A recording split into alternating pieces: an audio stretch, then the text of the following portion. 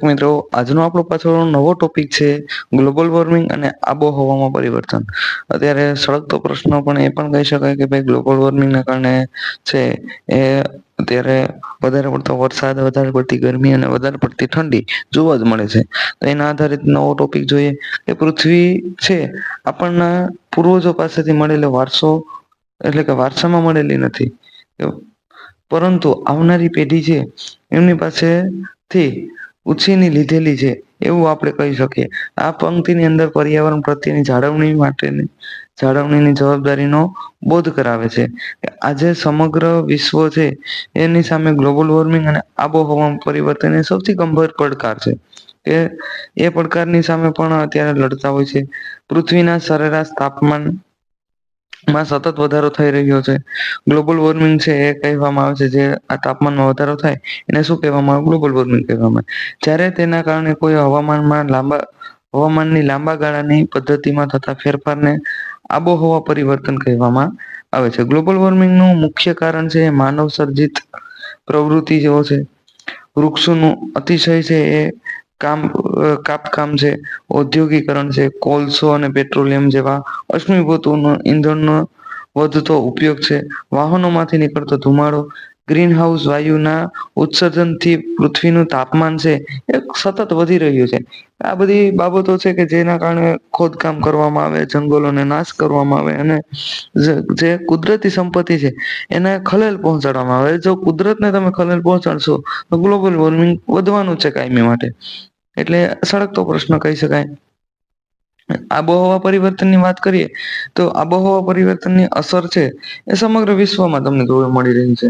અનિયમિત વરસાદ છે, લાંબા દુષ્કાળ છે, અતિવૃષ્ટિ છે, વાવાઝોડું છે, ગરમીની તીવ્ર છે લહેરો અને જંગલોમાં આગ, હિમ નદીઓને પીગળવું અને સમુદ્રની સપાટીમાં વધારો થવો. આ જ બધી ઘટનાઓ છે જે છે એ અત્યારે પર્યાવરણને નુકસાન કરે છે. કે જે પર્યાવરણને અસરોને કારણે જોવા મળે છે ગ્લોબલ વોર્મિંગના કારણે. તેની અસર છે કૃષિ, જળ સંપત્તિ, જૈવ વિવિધતા, માનવ સ્વાસ્થ્ય અને અર્થતંત્ર પર પણ પડે છે. કે જેના કારણે છે એ ક્યાંક ને ક્યાંક આર્થિક નુકસાન પણ આપણે થતું તમને જોવા મળશે. ભારતને અથવા ઇવન બીજા કોઈ પણ દેશને આર્થિક નુકસાનનો પણ સામનો કરવો પડે છે કે જે આવી પરિસ્થિતિઓ ઊભી થાય ત્યારે. અત્યારે તમે હાલમાં જોઈ શકો કે જે અલનીનો ઇફેક્ટને કારણે વરસાદ સૌથી વધુ પડી રહ્યો છે અને જેના કારણે નુકસાન પણ સૌથી વધારે વેઠવું પડે છે. જે આસામની અંદર પણ જોવા મળે છે. તો એ પણ અત્યારે કરંટની બાબત છે એ તમે અહીંયા એડ કરી શકો છો આની અંદર. સમસ્યાઓનો ઉકેલ કરવા માટે વ્યક્તિગત છે, સામૂહિક બંને સ્તરે છે એ પ્રયત્નો જરૂરી છે.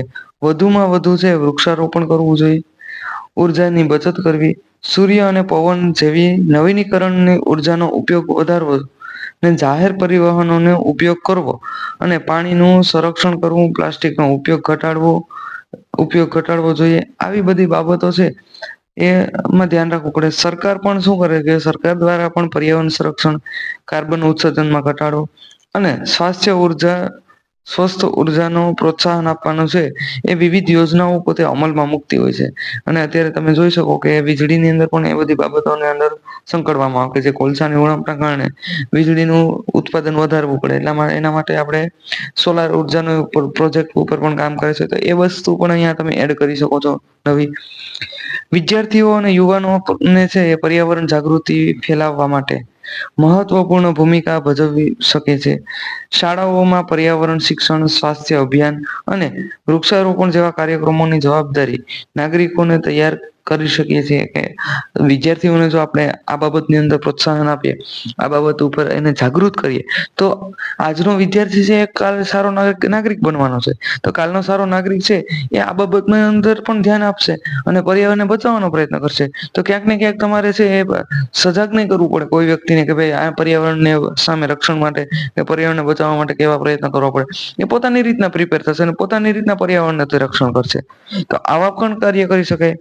અંતમાં આપણે શું કહી શકીએ? અંતમાં એટલું કહી શકાય કે ભાઈ ગ્લોબલ વોર્મિંગ અને આબોહવા પરિવર્તન છે એ માત્ર વૈજ્ઞાનિક મુદ્દા નથી, પરંતુ સમગ્ર માનવજાતના અસ્તિત્વ માટે જોડાયેલા પ્રશ્નો છે.